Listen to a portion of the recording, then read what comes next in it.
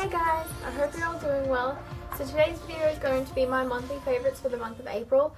I cannot believe that so far this year has gone by so quick, and I know that so many people are going to be saying that, but it's incredible how quick this year has been going so far. And I'm really excited for the month of May because it was just my birthday the other day on the 3rd of May, and I did quite a bit of shopping. Bought a lot of expensive things. If you follow me on Instagram, you'd know what I bought. If you guys want to see like a birthday haul and like a mini review on stuff that I've purchased, then let me know in the comments below, or just like this video. I wanted to mention all of the stuff in there in this video, but you know, I bought it after April finished, so I couldn't really talk about it. So I don't have too much to talk about in this video, so hopefully it will be short and sweet. And excuse my really plain attire, it is autumn where I live at the moment in Queensland, and it is absolutely freezing, and it already feels like winter is just completely here. But I'm not complaining because winter is my favourite season. So anyway, I hope you all enjoyed this video. Don't forget to like and share this video and subscribe because it would be muchly appreciated. I hope you all enjoy. So first I just want to mention a hair product. This is the John Frieda Frizz Ease Hair Serum, the original formula, and it just comes in a little bottle like so. This only has 24 mils in it. And basically what this is just a hair serum to make your hair less frizzy and give it some really nice shine. It is kind of like an oil consistency, but it is fairly runny. I don't know if you can see it, but it is fairly runny. I just get like a little blob of it on my hand, rub it between my hands, and then just run it through the ends of my hair. And it does leave like a bit of a greasy residue on your hand, but it really controls the frizz in my hair, and it really tames it and makes it really shiny and glossy. I really love this stuff. I believe it's like $15 if you want to check it out at Priceline. It's really nice stuff, and you don't need much at all. You know, just a little pea-size amount is more than what you need. And it smells really nice. It just smells very clean, like salon, with the sort of like a fruity sort of scent, but it's not too in your face. But I really love this stuff. I've been using it a lot. Just before it like randomly just got cold here, it's been quite humid, and my hair has been frizzing up really easily, especially that I tease my hair, so it does frizz up quite quickly. So I've been loving this stuff to tame that and keep my hair nice and shiny and looking healthy. My next favourite is the new NATIO. I think it's NATIO or NATIO, I'm not too sure. But it's the NATIO Mineral Face Illuminator. But I bought mine at Priceline, and it was quite expensive actually. I believe it was about $20, $15 to $20. But it's a really nice highlighter actually. So this is just what it looks like, and then the brand is on the back there. I don't know if you could read it, but yeah. And this doesn't really have a particular shade. They don't have other shades of this. It's just the one shade that they have. And if you can see, it just has a really pretty imprint of a flower just in the middle, and on the outside the border of it is in a really nice pink. And it's a really gorgeous highlighter. So there's the flower bit, which is just a really nice shimmery white shade, and it does have a bit of gold flecks in it. It's really pretty, and the pink is even more gorgeous. It has a really subtle, sorry about the green. It has a really subtle pink undertone, and it has a gorgeous shimmer. It is so pretty on the skin, and mixing it all together too gives a really nice glow. Just this one here. It's a really buttery smooth powder, and it really glides onto the skin really easily. I just use the Sigma tapered highlighter brush, I think it's called, and this applies without any problems at all. But it does look nice on the skin, and it gives a nice healthy glow to the cheeks. The next thing I have been loving is this cream eyeshadow that I've had for a very long time. I believe I've mentioned this in a previous favourites, or I've used it in a tutorial, I'm not too sure, but it's the Calvin Klein Tempting Glimmer Sheer Cream Eyeshadow Thingio in the shade Snakeskin Silver, and it just comes in a little pot like so, and there's the cream product on the inside. This is a really gorgeous colour. If you're someone who loves champagnes, this would be perfect for you. It is so pretty. It's got a little bit of a gold undertone. It does have that bit of pink in it as well, but it's so pretty. It's just here. It is so gorgeous. I've been using this a lot to put underneath my really shimmery eyeshadows that I've been applying just all over the lid. This is a really nice formula, and it is just magical to apply, and it goes on so smoothly, and you barely have to put any effort in to blend it into your eyes. So if you can find these, I believe I got them at like an outlet store, I'm not too sure, but if you can find these anywhere, definitely pick one up. This shade is really, really gorgeous. My next favourite is a concealer. This is fairly new, this is only a couple months old. It's a Revlon Age Defying Targeted Dark Spot Concealer Treatment. This is in the shade Light, and it just comes in a squeezy tube like this, and the applicator is a sponge tip applicator. I'm not a fan of these at all. I don't see the point in them. I think they're just dumb, really. I mean, even on the Maybelline Instant Age Rewind corrector thing that they have the sponge on it, and it's stupid. Just make it like, just make it have like a doe foot applicator or something. These sponge things are so ridiculous. But the actual product that's inside, so this is a concealer. It's really, really creamy. It's easy to blend in. It is kind of thick. It is kind of thick, but not horribly thick, if that makes sense. But mainly what I've been using this for is the MAC Pro Longwear concealer that I have is in like NC20 or something, and the reason why I got it is to highlight underneath my eyes, and it's too dark of a shade to be highlighting under my eyes right now. I must be very, very pale at the moment.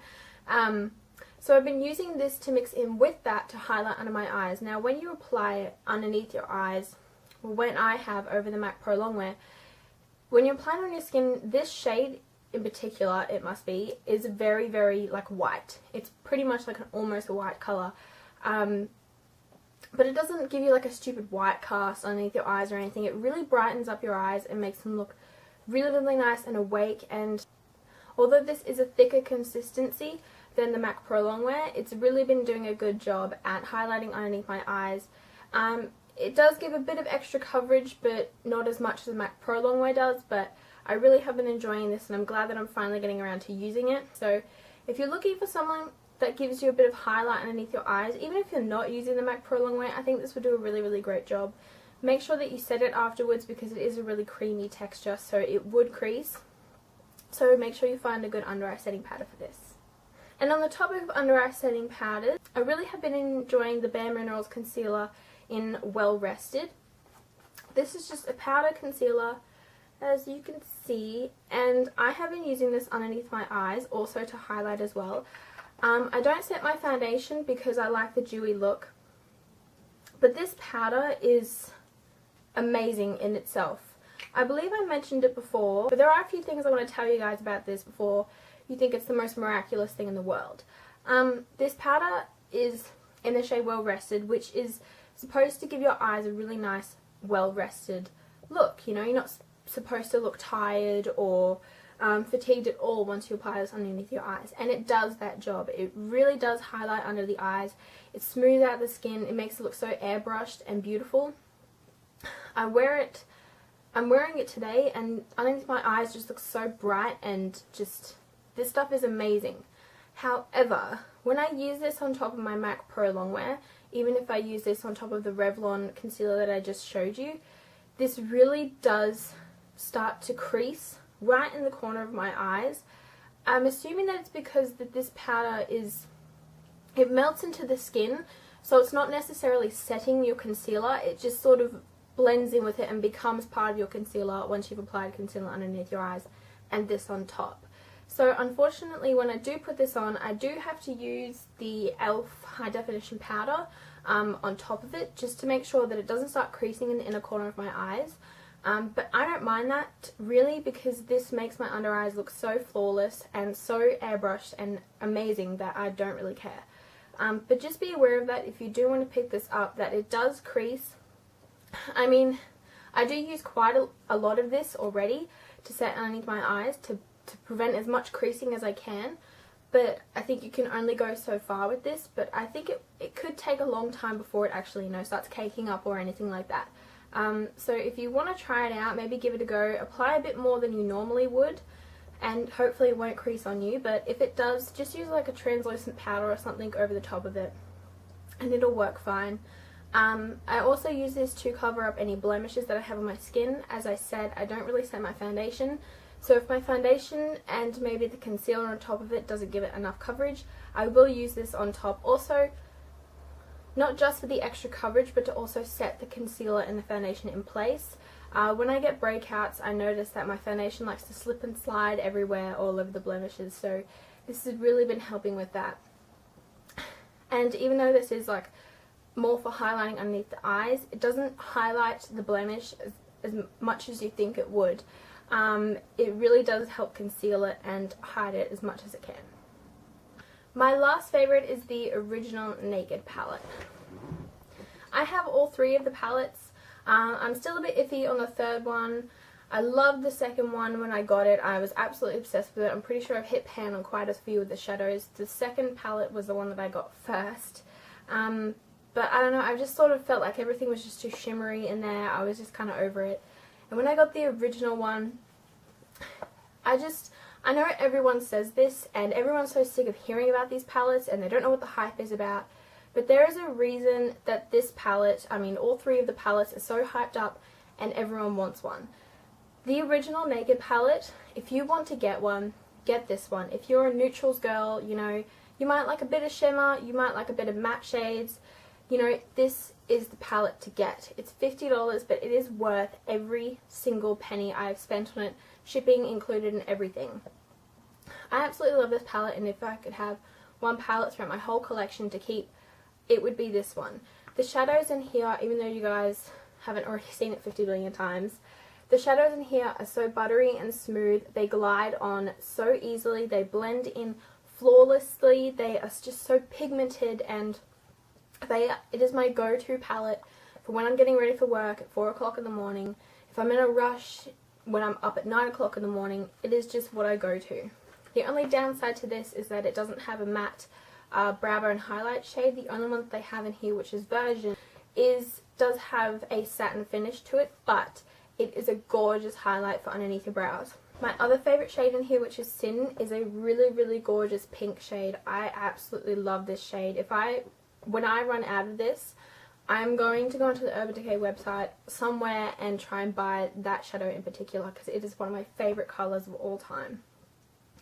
The deep purple shades that are at the bottom area here are gorgeous. I love them with brown eyes.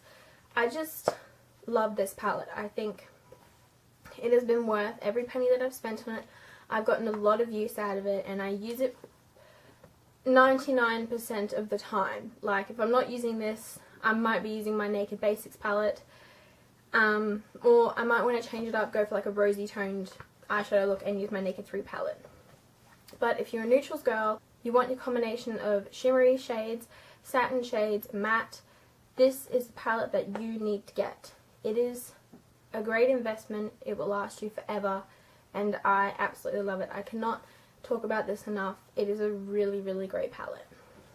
So that's all for my favourites for the month of April. I hope you enjoyed this video. I hope it wasn't too long for you. I know I only had a few things to talk about, but most of the stuff that I've been using has been, you know, my usual day-to-day stuff that I've already mentioned and told you guys how much I loved about it. So yeah, even though a few of those things were mentioned in previous favourites videos. But anyway, so I hope you all enjoyed this video. I hope you all have a wonderful month of May. Don't forget to like this video and share it, and subscribe. It would be muchly appreciated. I want to thank you all for watching my videos for the past couple of months.